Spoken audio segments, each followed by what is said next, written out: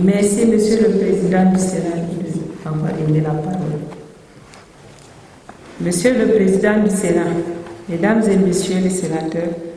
Monsieur le ministre délégué à la présidence de la République chargé des relations avec les assemblées, Mesdames et Messieurs, je suis très honoré de me retrouver devant la Chambre haute du Parlement ce jour dans le cadre de la séance plénière consacrée aux questions orales adressées par les sénateurs aux membres du gouvernement. Qu'il me soit permis, avant toute chose, de vous présenter à vous-même, Monsieur le Président du Sénat, ainsi qu'à l'ensemble des sénateurs, les sincères excuses du ministre des Forêts et de la Faune, Monsieur Jules Doré-Ngogo, pour n'avoir pas pu répondre à la session parlementaire du mois de juin pour des raisons indépendantes de sa volonté. Se retrouvant à nouveau devant la même situation pour la présente séance, il a bien voulu me dépêcher à l'effet d'apporter des éléments de réponse aux préoccupations soulevées par le sénateur Lekunze Andreas Nelmo. En effet, par correspondance numéro 2024 00061 /L /DMI /SG /P /Sénat du 12 novembre 2024, il a plu à Monsieur le Président du Sénat de nous rappeler la question orale du sénateur Lekunze Andreas Nelmo relative d'une part aux médias dans la région du Sud-Ouest. Ces aires protégées, faut-il le rappeler, abritent les espèces rares et endémiques à l'instar de gorilles, de cross river. En guise de réponse et s'agissant du premier volet de la question de Monsieur le sénateur, il convient de souligner que le mode actuel de gestion des aires protégées du régime de conservation demeure essentiellement étatique, tandis que celle des zones d'intérêt synergétique considérées comme aires protégées au sens de la loi s'apparente au partenariat public-privé. En effet, la gestion des zones d'intérêt synergétique et des zones d'intérêt synergétique à gestion communautaire permet de pratiquer des safaris ou tourisme synergétique, qui est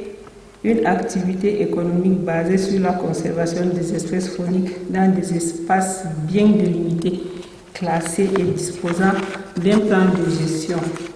Cette activité économique, qui est la principale source de recettes du sous-secteur forêt, du sous-secteur faune, permet d'allouer une quote-part des dites recettes aux communes et aux communautés riveraines. À titre d'illustration, des chèques sont régulièrement et solennellement distribués aux bénéficiaires suscités, démontrant ainsi l'approche de la conciliation de l'objectif de conservation et de développement local. On le voit, ces ressources contribuent de manière significative à la réalisation des projets de développement local au profit des communes et des communautés. En outre, certaines innovations de la loi numéro 2024/008 du 24 juillet 2024 portant régime des forêts et de la faune vont dans le sens de la conciliation de l'objectif de conservation avec celui du développement socio-économique des aires protégées. C'est le cas des aires protégées communautaires et des territoires communautaires de chasse, dont l'objectif est d'autonomiser les communautés riveraines à la gestion et à la valorisation de la faune. Par ailleurs, l'une des solutions identifiées pour booster l'écotourisme à moyen et long terme dans nos aires protégées du régime de la conservation, à l'instar des parcs nationaux, des réserves de faune, les jardins zoologiques et les sanctuaires de faune, est la mise en place de partenariats publics-privés sous l'égide du Conseil d'appui à la réalisation des contrats de partenariat suivant les hautes directives du Premier ministre chef du gouvernement en date du 13 novembre 2009. Cette volonté du gouvernement a connu un début de mise en œuvre avec l'expérience pilote en cours au Parc national de Campoman, dans le cadre de la plateforme Minfof Mintoul, signée le 11 août 2014, matérialisée par la conservation des services relatifs à l'exploitation de l'écotourisme au Parc national de Campoman et ses zones périphériques entre le ministère du Tourisme et des Loisirs, le ministère des Forêts et de la Faune et African Travel Management le 27 octobre 2022. Les leçons apprises de l'expérience de ce modèle pilote serviront de socle pour la valorisation du potentiel écotourisme des autres aires protégées.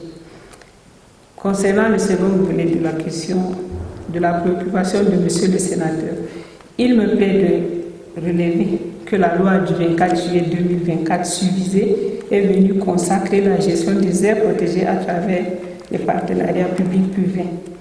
Les modalités de mise en œuvre y afférentes en cours de finalisation dans les textes d'application de la dite loi prendront également en compte les résultats du benchmarking qui a été effectué dans les deux pays considérés comme les fleurons de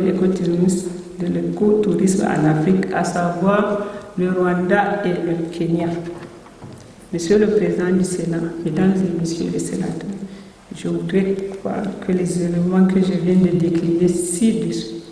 ont apporté des réponses aux préoccupations que Monsieur le Sénateur Lekunze Andreas Nimba a bien voulu adresser au ministre des Forêts et de la Faune. Je voudrais penser que l'ensemble de ces expériences doit permettre de tirer des enseignements nécessaires à la généralisation progressive de ce nouveau modèle de gestion et à l'extension des résultats de ces expériences dans d'autres aires protégées pour leur aménagement conséquent et leur meilleure valorisation. Je vous remercie